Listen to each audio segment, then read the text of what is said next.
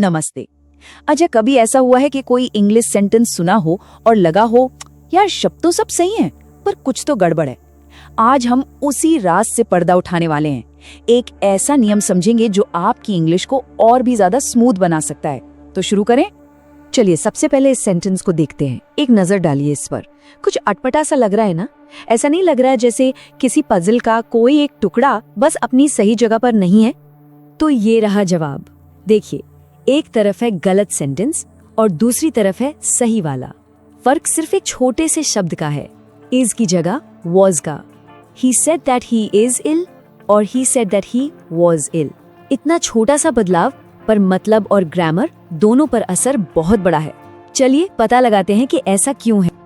ये सब कुछ जुड़ा है टेंस हार्मनी की प्रॉब्लम से। इसे ऐसे सोचिए जैसे ये टेंस के डोमिनोज हों, है ना? बढ़िया नाम। जैसे एक डोमिनो गिरता है तो वो अपने आगे वाले को भी गिरा देता है। बिल्कुल वैसे ही एक सेंटेंस में एक वर्ब का टेंस दूसरे वर्ब के टेंस को सीधा सीधा असर करता है। और अगर पहला ही डोमिनो गलत गिर गया तो समझ लीजिए पूरी लाइन ही बिगड़ गई। तो ये सीक्वेंस ऑफ टेंसेस आखिर है क्या चीज? देखिए, बहुत आसान शब्दों में ये बस एक नियम है। ये कहता है कि एक सेंटेंस का जो मेन हिस्सा है, जिसे हम मेन क्लॉज कहते हैं, उसका टेंस उसके ऊपर निर्भर रहने वाले हिस्से यानी सबऑर्डिनेट क्लॉज के टेंस को कंट्रोल करता है। इसको ऐसे समझिए, मेन क्लॉज एक ट्रेन का इंजन है और सबऑर्डिनेट क्लॉज उसका डिब्बा। अब इंजन जिस टाइम जोन में यानी जिस टेंस में चल रहा होगा, डिब्बे को भी तो उसी के पीछे पीछे चलना पड़ेगा ना। और भाई, ये जानना इतना जरूरी क्यों है? क्योंकि सुनिए, ये सिर्फ कोई रटने वाला ग्रामर का नियम नहीं है।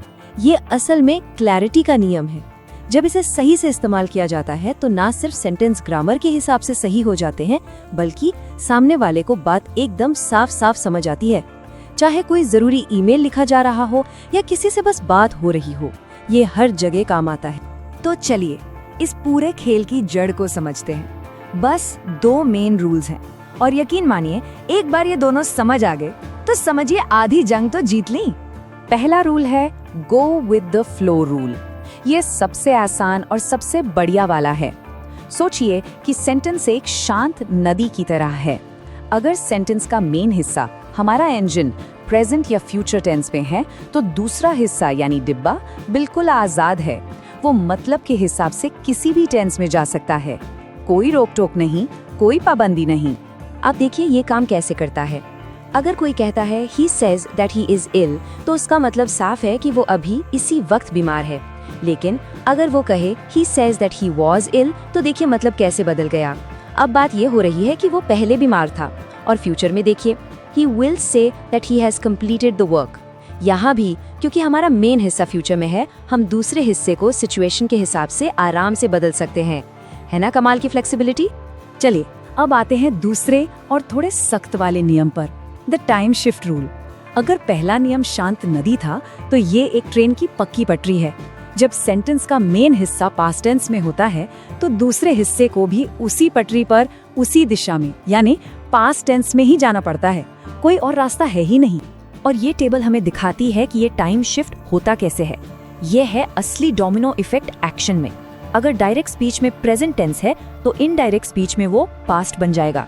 धक्का, प्रेजेंट परफेक्ट बन जाता है पास्ट परफेक्ट। एक और धक्का और फ्यूचर का विल बदल जाता है वुड में। मतलब मेन क्लॉज का पास्ट टेंस बाकी सबको टाइम में एक एक कदम पीछे धकेल देता है। चलिए इन डोमिनोज को असल में गिरते हुए देखते हैं। पहला, he said that he was ill। यहाँ is का was हो गया, सिंपल। अब दूसरा, she said that she had finished her work। यहाँ has finished एक कदम पीछे खिसक कर had finished हो गया। और आखिर में he said that he would help me। देखा, will का would बन गया। हर बार टेंस एक कदम पास्ट में चला गया। लेकिन भाई, जैसा हम जानते हैं, हर नियम के कुछ अपवाद भी होते हैं। तो अब जरा उन खास सिचुएशंस को देखते हैं जहां ये टाइम शिफ्ट वाला नियम ब्रेक ले लेता है। पहला और सबसे बड़ा अपवाद है यूनिवर्सल ट्रूथ्स, मतलब वो बातें जो हमेशा हर हाल में सच होती हैं। जैसे the teacher said that the sun rises in the east. अब भले ही टीचर ने ये बात पास्ट में कही थी, लेकिन सूरज तो आज भी पूरब से ही उगता है ना? और कल भी वहीं से उगेगा। ये एक ऐसी सच्चाई है जिसे टाइम नहीं बदल सकता, तो फिर इसका टेंस क्यों बदलेगा? और यही बात कहावतों या आदतों पर भी लागू होती है। He said that honesty is the best policy. ईमानदारी कल भी सबसे अच्छी नीति थी, आज भी है और हमेशा रहेगी। इसलिए यहाँ भी टाइम शिफ्ट वाला नियम काम नहीं करेगा। ये हमेशा प्रेजेंट टेंस में ही रहेगा, चाहे कुछ भी हो जाए। कुछ और भी खास मामले हैं, जैसे कि हिस्टोरिकल फैक्ट्स यानी ऐतिहासिक तथ्य। He said that Akbar was a great king. अब अकबर पास्ट में एक महान राजा था, ये एक पक्की बात है, तो हम इसे और पीछे हैड बीन में नहीं धकेलते। इसी तरह कुछ शर्त वाले वाक्यों में, जिन्हें हम कंडीशनल्स कहते हैं, वहाँ भी नियम थोड़े बदल जाते हैं, जैसे she said that if she worked hard, she would succeed। पर हाँ, ये अपने आप में एक बड़ा टॉपिक है, फिर कभी इस पर बात करेंगे। तो अब जब हम नियम और उसके अपवाद दोनों जान चुके हैं, तो चलिए गलतियों से महारत की ओर बढ़ते हैं और देखते हैं कि वो कौन सी आम गलतियां हैं जो अक्सर हो जाती हैं। तो याद है हमारी शुरू वाली पहेली, He said that he is ill। अब पता चला कि ये गलत क्यों था, क्योंकि हमारा इंजन यानी said पास्ट टेंस में था, तो डिब्बे को यानी is को भी तो पटरी पर पीछे जाना होगा और was बनना होगा। हो गया ना पहेली का हल।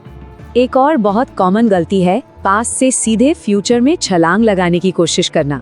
लोग अक्सर कहते हैं She said that she will come, जो कि गलत है। इसे एक टूटे हुए पुल की तरह समझिए।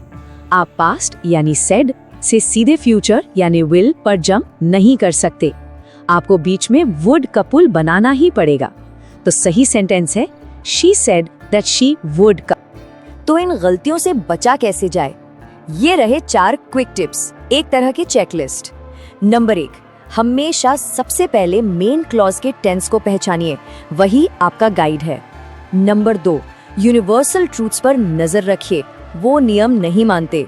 नंबर 3, ये बात गांठ बांध लीजिए कि पास्ट टेंस के बाद प्रेजेंट टेंस का इस्तेमाल एक डेंजर जोन है। और आखिर में नंबर 4, हमेशा सेंटेंस के असली मतलब को समझने की कोशिश कीजिए। याद रखिए, ग्रामर मतलब को समझाने के लिए है, उसे उलझाने के लिए नहीं। तो आज हमने क्या सीखा, इसका एक क्विक रिकैप करते हैं। सीक्वेंस ऑफ टेंसेस वाक्यों का एक तरह का ट्रैफिक सिग्नल है।